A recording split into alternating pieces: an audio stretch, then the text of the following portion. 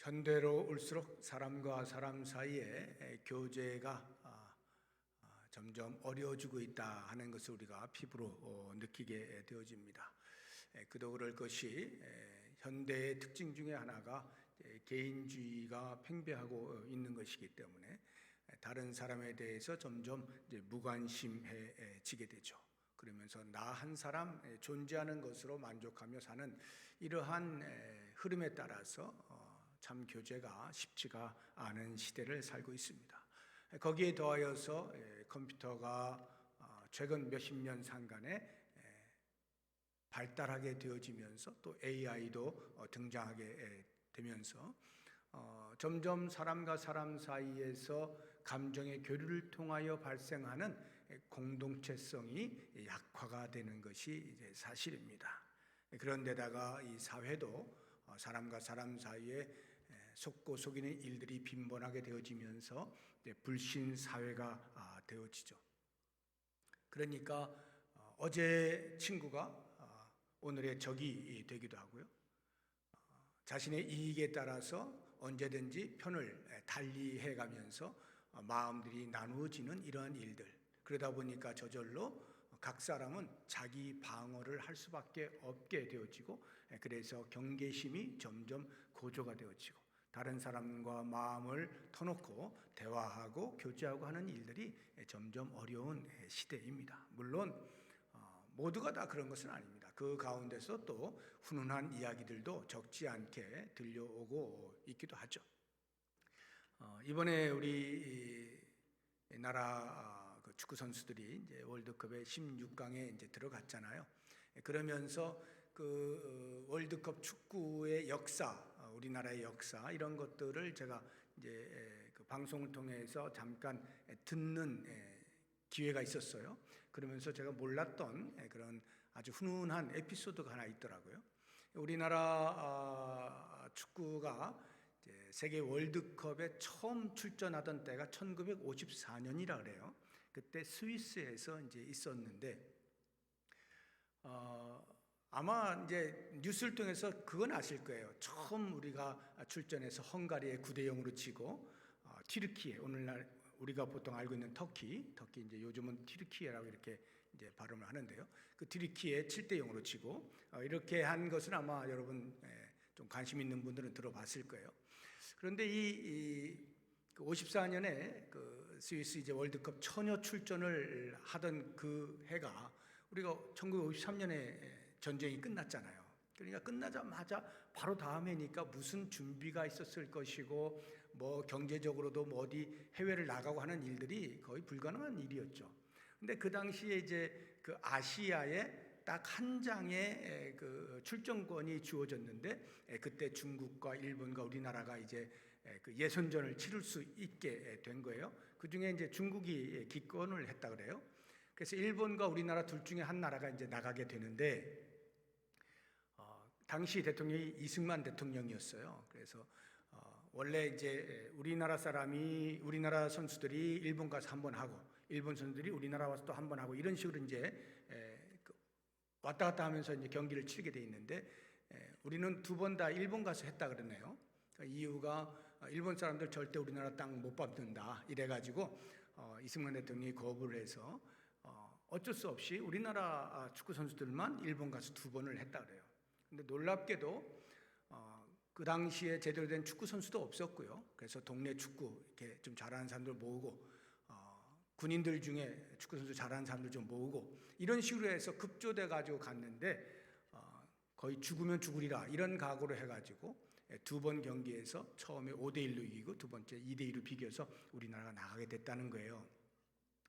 근데 그 일본을 가는 그 비행기 표를 살 돈이 없어가지고 제일교포들이 돈을 모아서 이렇게 보내줬다 그러네요. 근데 이제 스위스를 가려고 하니 돈이 더 없잖아요. 한 번도 뭐 외국을 나가본 적도 없고 비행기를 타본 적도 없는 우리나라가 이제 월드컵에 출전을 하게 됐으니 가긴 가야 되겠고, 그래서 어찌 해가지고 이제 가게 된 겁니다.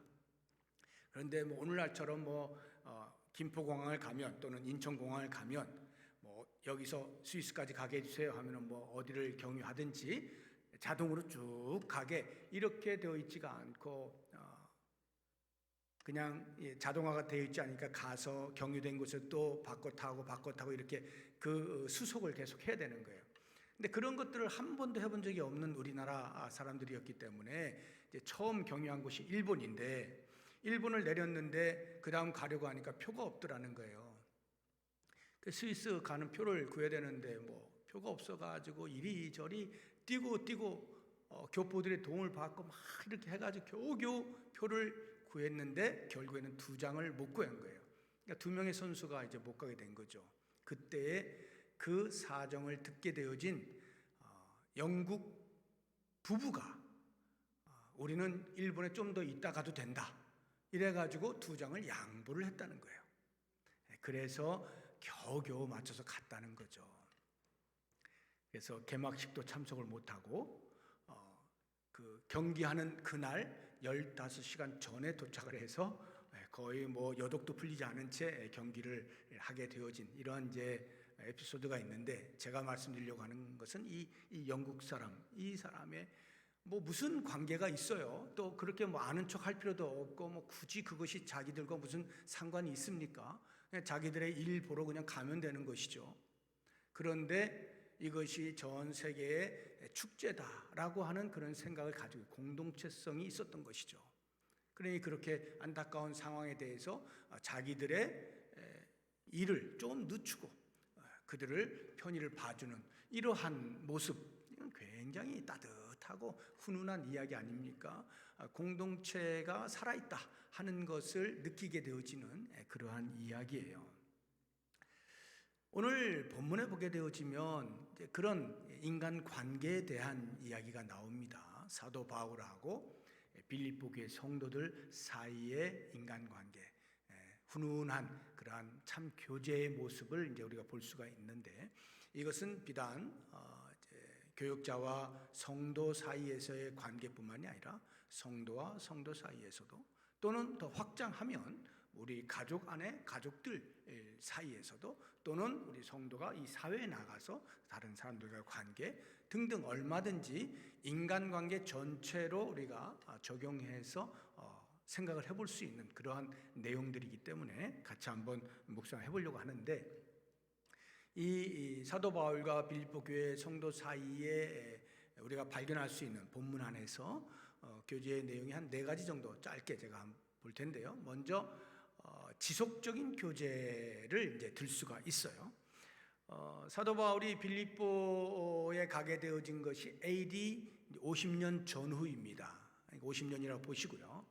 그리고 이제 거기서 복음을 전하고 교회를 세우고 또 다른 곳으로 가서 복음을 전하고 등등등등 하다가 이 빌립보서라고 하는 편지를 쓰게 된 때가 로마 감옥에 갇혀서 썼거든요. 그때가 AD 60년 전후입니다. 그러니까 AD 60년을 편하게 보시고 대략 10년 정도 흘렀어요.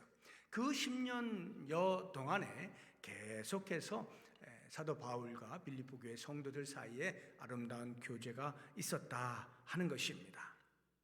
이러한 교제의 흔적을 오늘 본문에서 보게 되어지면 3절을 보세요. 내가 너희를 생각할 때마다 나의 하나님께 감사하며 할 때, 이 생각할 때마다라고 하는 것은 전혀 안 하다가 어쩌다 한번 생각나서 이런 이야기가 아니에요. 늘 생각하고 있다, 이런 표현입니다. 4절도 한번 보십시오. 간구할 때마다 너희 무리를 위하여 기쁨으로 항상 간구하면, 할 때도 역시 마찬가지로 전혀 간구하는 일이 없는데 어쩌다 한번 생각나서 간구하게 되면, 이런 뜻이 아니고요. 늘 생각하면서 하나님 앞에 기도한다 이 말이에요. 그것이 지속적이다, 이런 표현이에요. 5절 보세요. 너희가 첫날부터 이제까지 복음을 위한 일에 참여하고 있기 때문이라 해서 이 첫날부터 이제까지라고 하는 것도 역시 마찬가지로 빌립보 교회에 복음이 전해진, 빌립보 교회에 복음이 전해진 게 아니죠. 빌립보 도시에 복음이 전해져서 교회가 세워지고, 그래서 이제까지는 이 감옥에 갇혀 있는 이때까지 계속해서 이 바울과 빌립보 교회 성도 사이에 아름다운 교제가 있었다는 것을 알 수가 있습니다. 그냥 뭐 지속적으로 교제한다는 것 자체가 좋은 건 아니죠. 지속적으로 어떻게 교제하느냐, 어떻게, 오늘 말씀을 보니까 감사와 기쁨으로 그렇게 교제가 지속되어 왔다는 것을 알 수가 있습니다. 저는 이런 말씀을 보면서 우리의 삶 가운데 돌아보는 것이죠.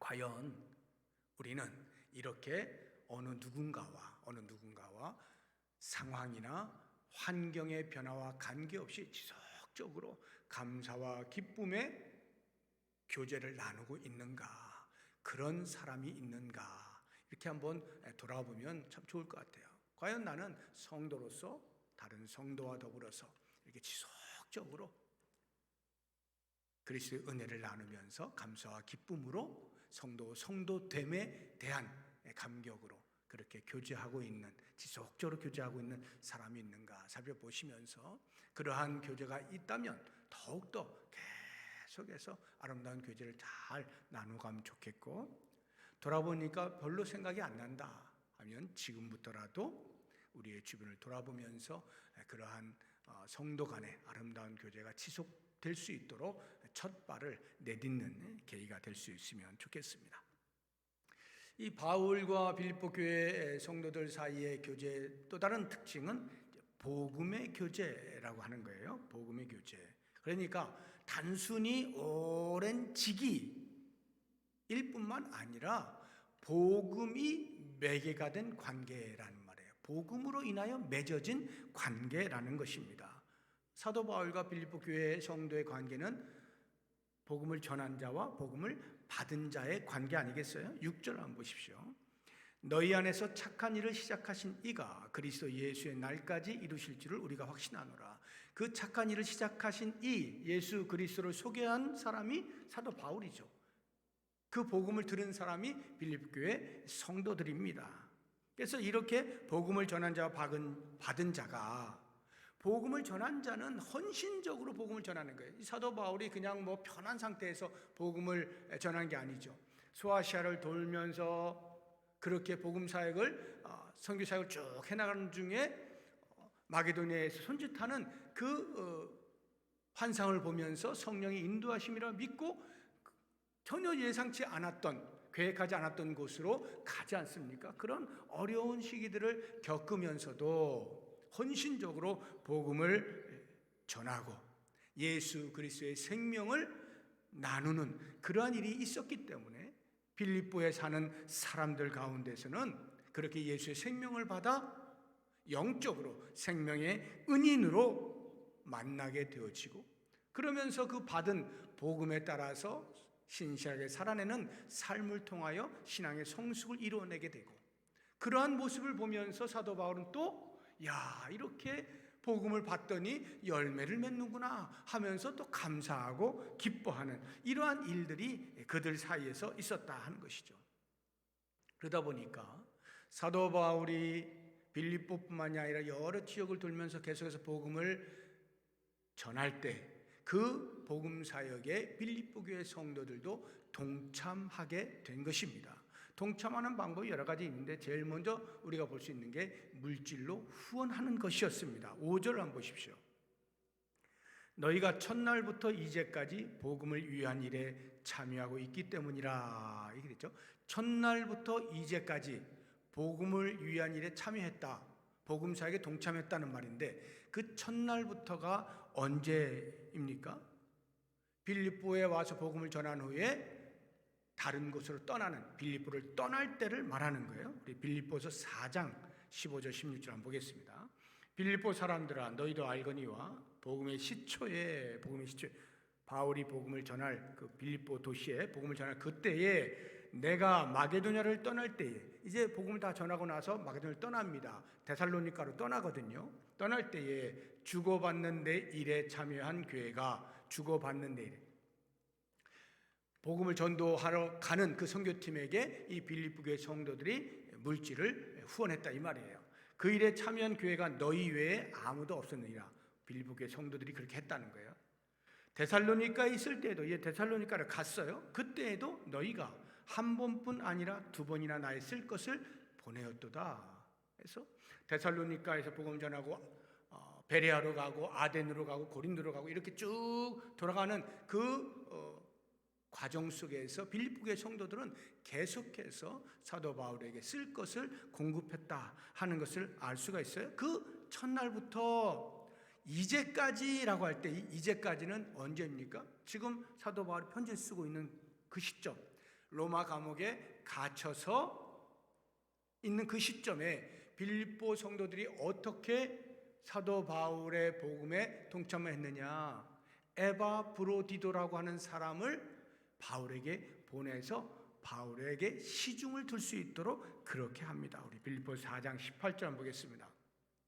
내게는 모든 것이 있고 또 풍부한지라 에바브로디도 편에 너희가 준 것을 받음으로, 에바브로디도를 보내서 필요한 것들을 공급했을 뿐만 아니라 에바브로디도를 그곳에 남겨서 시중을 들게 하는 거예요. 내가 풍족한 이는 받으실 만한 향기로운 제물이요 하나님을 기쁘시게 한 것이라 해서 첫날부터 이제까지 물질의 후원을 통하여서 바울의 전도사에게 함께 참여했다라고 하는 것을 알 수가 있고요. 이런 물질의 후원뿐만이 아니라 전방위적으로 동참했다는 사실을 7절에서 우리에게 알려주고 있어요. 7절 한번 보세요.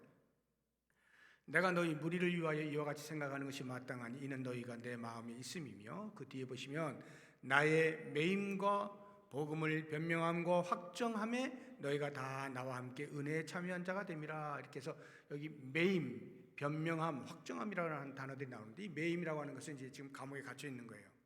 감옥에 갇혀서 이미 말씀드린 대로 후원을 하고 돌보는 이런 일에 동참한 것이고, 변명함과 확정함이라고 하는 것은 뭐냐면 복음의 그래서 복음을 변명하거나 복음을 확정한다는 말이에요. 변명한다는 건 약간 수동적인 의미고, 확정한다는 것은 능동적이고 긍정적인 면에서 적극적인 면입니다. 다시 말해서 변명한다는 것은 변호하는 거예요. 기독교를 변증이라 그러죠. 변증하는 차원. 그런 감이 확정이라고 하는 것은 과감하게 선포하고 전파하는 이러한 면입니다. 그것이 다 이제 복음이에요.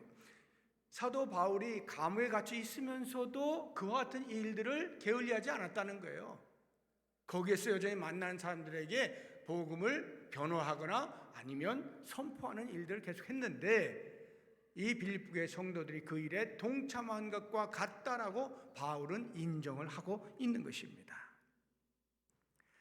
자, 이러한 복음의 교제를 우리가 보면서 성도가 어떤 존재인가, 성도의 정체성이라고 하는 것은 다른 데 있지 않죠. 오직 복음을 받아들여서 예수 그리스도를 구세주로 고백하고 그리스도를 믿는 믿음으로 새로운 피조물 된 자가 성도이잖아요. 그러면 성도와 성도의 교제는 반드시 복음에 의하여, 복음을 위하여, 복음 안에서 교제가 일어나야 한다라고 하는 것입니다. 복음의 정신과 무관하거나 복음의 정신에 반하는 교제가 있어서는 안 되는 거예요. 그렇다고 하면 그것은 일반 사회에서 하는 교제와 다를 바가 전혀 없는 것이죠. 철저하게 성도의 교제는요, 복음에 근간한 또는 복음의 정신에 반하지 아니하는 그러한 기초 위에서 일어날 수 있어야 된다는 거예요. 이 말은요, 성도는 항상 교제할 때 항상 예배만 드려야 된다, 기도만 해야 된다, 이런 의미가 아니란 말이죠. 무엇을 하든지 복음이 기초가 되야 된다는 거예요. 당신도 복음을 받아들인 자요, 나도 복음을 받아들인 자, 우리는 다 복음으로 예수 그리스도를 한 구세주로 고백하는 사람들이요라고 하는 이 기초 위에 교제가 일어나야 된다는 거예요. 그렇게 되어지면 다른 사람에 대하여 폄하하거나 비방하거나 다툼이나 분열이 일어나지 않죠. 존중하는 것과 배려하는 것과 양보하는 것과 인정하는 것과 세워주는 일들이 자연스럽게 일어날 수 있는 거예요. 이러한 복음의 교제가 우리 안에서 풍성히 일어날 수 있어야 할 것입니다. 세 번째, 사도 바울과 빌립보 교회 성도 사이의 교제의 특징을 보게 되면 사모함의 교제라고 하는 것인데요. 8절을 한번 보시기 바랍니다. 내가 예수 그리스도의 심장으로 너희 무리를 얼마나 사모하는지 하나님이 내 증인이시니라. 너희 무리를 얼마나 사모하는지 사도 바울이 빌립보 교회 성도들을 생각할 때마다 사모함으로, 그런데 이것이 어느 정도의 사모함이냐면 예수 그리스도의 심장입니다. 이게 무슨 말이냐 하면 사도 바울은요, 예수님을 모르던 사람이에요. 그런데 예수 믿는 사람 잡으러 가는 그 길에서 예수님을 만나게 됩니다. 강제적으로 만나는 거예요. 전혀 기대하지도 않고 예상하지도 않았어요. 그런데 빛으로 오신 예수 그리스도에 의해서 사도 바울은 꼬꾸라집니다. 완전히 사람이 달라져 버립니다. 그리스도의 그 엄청난 사랑을 한순간에 경험하게 되어진 거예요. 예수 믿는 사람을 핍박하던 사람이 예수님으로부터 그와 같은 놀라운 사랑을 받고 생명을 부여받게 되었으니 얼마나 큰 감격이 있었겠어요. 바로 그와 같은, 나 같은 죄인을 사랑하시는 놀라운 예수 그리스도의 그 심장으로 빌립보 교회를 바라본다는 거예요. 빌립보 교회 성도들을 바라본다는 것이죠. 실제 바울의 마음에 그리스도의 심장이 있었을까요? 차고 넘치죠. 왜냐하면 그의 마음은 전부가 다 그리스도의 심장입니다. 우리 잘 알고 있는 말씀 한번 같이 보겠습니다. 갈라디아서 2장 20절인데요. 같이 한번 읽어볼까요? 내가 그리스도와 함께 십자가에 못 박혔나니 그런즉 이제는 내가 사는 것이 아니요 오직 내 안에 그리스도께서 사시는 것이라. 이제 내가 육체 가운데 사는 것은 나를 사랑하사 나를 위하여 자기 자신을 버리신 하나님의 아들을 믿는 믿음 안에서 사는 것이라. 사도 바울은 예수 그리스도를 만난 이후에 전생을 그리스도와 함께 살아간 사람입니다. 그리스도로 자기의 마음 전체를 가득 채운 사람이에요. 다른 모든 것을 다 배설물로 여겨 버려버립니다. 그리스도를 아는 그 지식의 고상함으로 가득 채워요. 그러니까 여기 예수 그리스도의 심장으로 너희 무리를 얼마나 사모하는지라고 하는 이 말 속에는요, 그냥 사도 바울 전체가 다 빌립보 교회 성도들을 향하여 간절함이 묻어나오는 그러한 표현이라고 하는 것을 알 수가 있어요. 오죽하면 하나님을 증인으로 소환했겠어요. 그러한 것을 하나님이 내 증인이 되어주신다, 진실하다 이 말이에요. 거짓이 없다는 말이죠. 정말 그렇다라고 하는 거예요. 그래서 이 빌립보서에 보면요, 그러한 표현이 많이 나와요. 그 가운데 또 한 군데를 우리가 찾아보면 4장 1절인데요.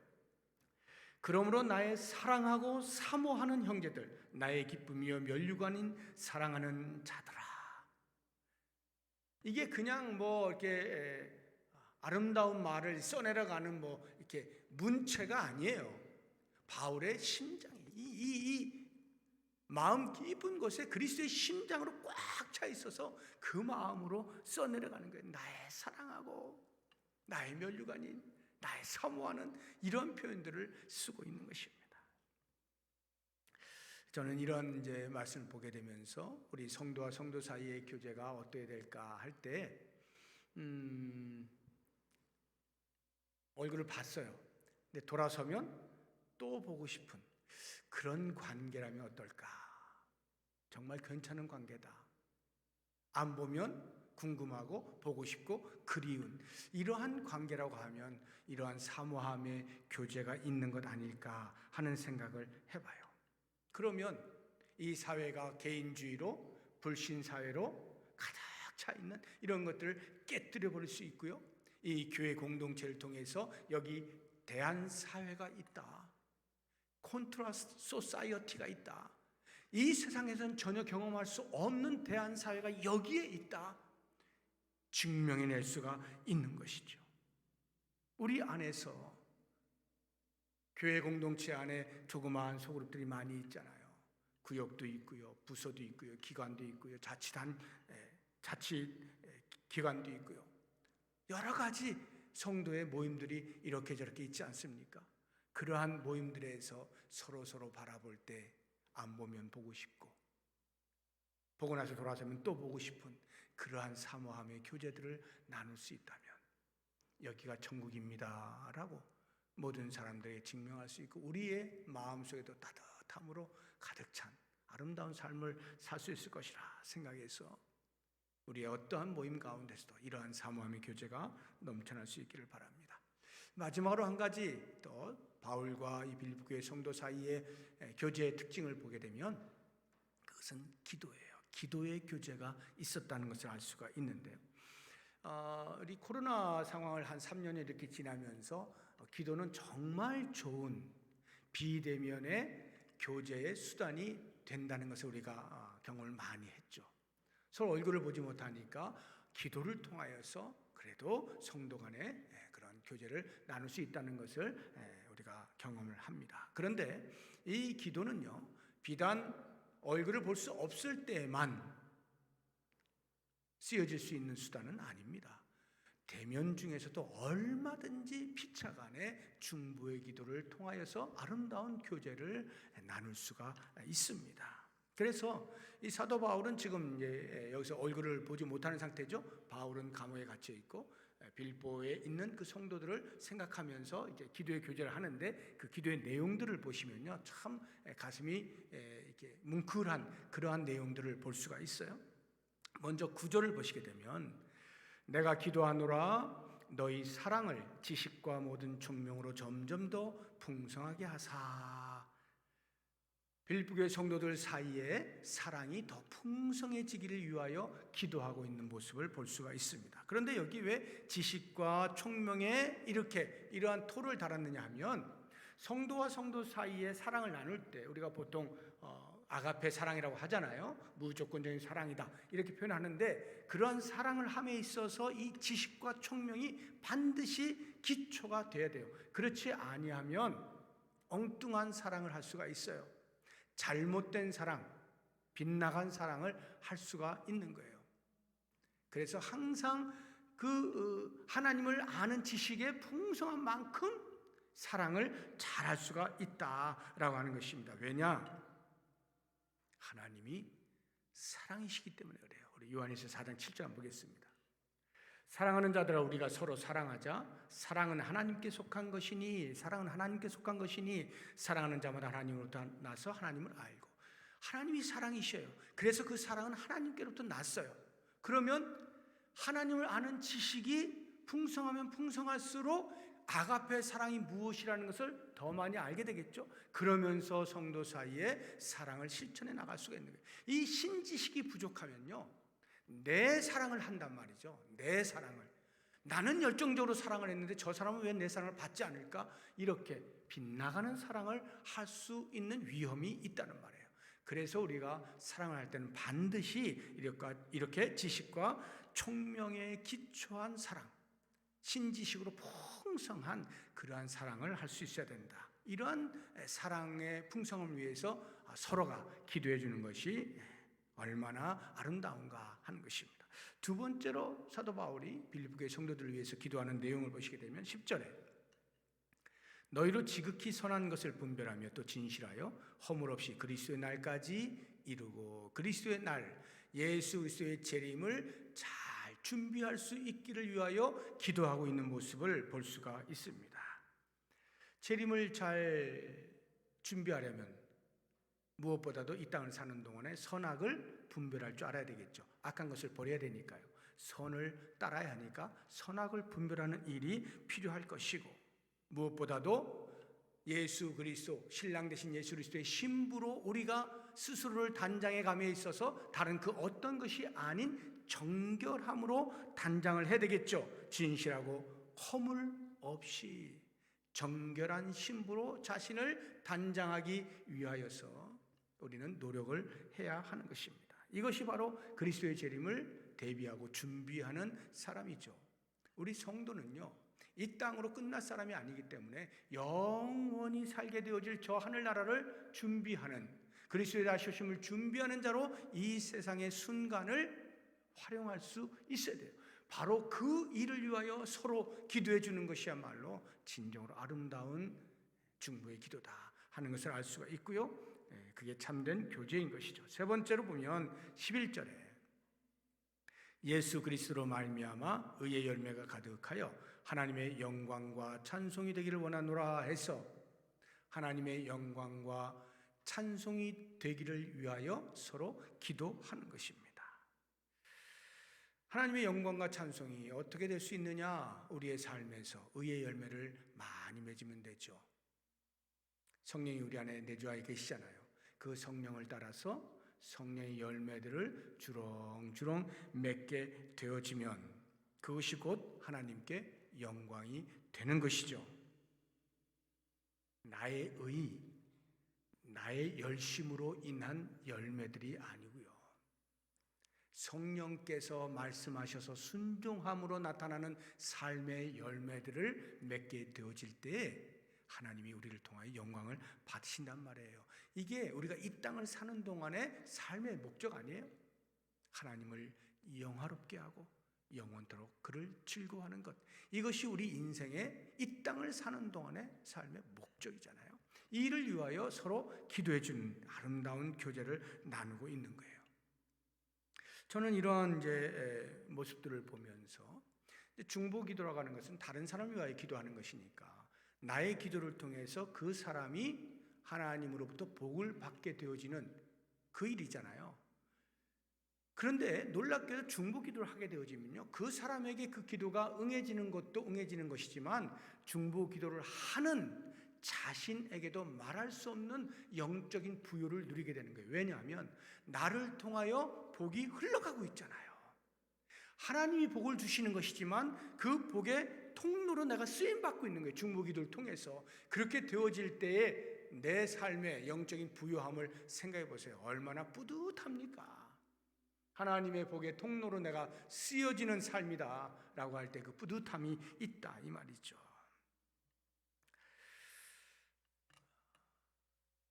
이 기도의 내용들을 보게 되어질 때 저는 깜짝 놀란 것이, 우리가 보통 다른 사람을 위하여 기도한다, 중보의 기도를 한다 할 때 기도의 내용들이 대부분 뭡니까? 이 땅에서 우리가 필요한 것들이 거의 대부분이에요. 육체가 연약할 때 건강을 달라, 물질이 없을 때 일용할 양식을 달라, 자녀가 어려운데 출산시키게 해달라. 대부분이 우리가 다른 사람을 위하여 기도한다는 그 기도의 내용을 살펴보게 되면 대부분이 이 땅에서 필요한 것들을 구하는 것이에요. 그런데 이 사도 바울의 기도의 내용을 보면요, 그러한 것들이 하나도 없어요. 그건 필요치 않기 때문이 아니라 무게 중심의 문제입니다. 정말로 무게 있게 우리가 기도해야 되는 부분이 무엇이냐? 영적인 부분.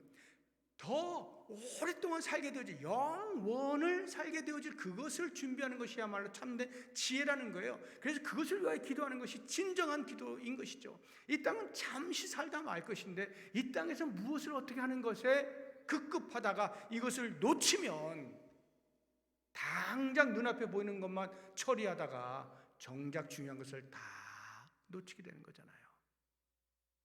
그래서 우리가 육체가 약할 때 건강을 위해서도 기도해야 되고, 물질이 없을 때 달라고도 다 해야 됩니다. 그러나 무게 중심을 볼 때 놓치지 말아야 하는 것, 이것 때문에 정말 해야 될 것을 놓치지 말라는 거예요. 정말 우리가 무게를 두고 기도해야 되는 내용들은 이런 영적인 것들이다, 영원한 하늘나라를 준비하는 그러한 것들이다 하는 것들을 잘 생각하고 성도와 성도 사이에 이러한 기도로 풍성하게 교제하게 되어지면 얼마나 아름다운 공동체가 될까 한번 생각해 보십시오. 우리 교회 안에 우리 목회자들과 성도들 사이에서도 당연히 이러한 교제가, 성도와 성도 사이에서도 각각의 그룹들이 있잖아요. 그러한 모임들 속에서 피차가 이렇게 서로 중보의 기도를 통해서 아름다운 교제를 나누게 될 때 얼마나 건강한 공동체가 세워질 것인가. 하늘나라를 선험하는, 먼저 맛보는 그러한 공동체가 되지 않겠는가, 이런 생각들을 하시면서 모쪼록 이 땅을 사는 동안에 우리가 이와 같은 성도와 성도 사이의 아름다운 교제가 풍성히 일어나서 좋은 공동체 세워나가고, 하늘나라를, 여기에 하늘나라가 있습니다 라고 하는 것을 열방 가운데 알리면서 천국의 삶을 맛보는 우리의 모두의 삶이 될 수 있기를 주의 이름으로 축복합니다. 기도하겠습니다.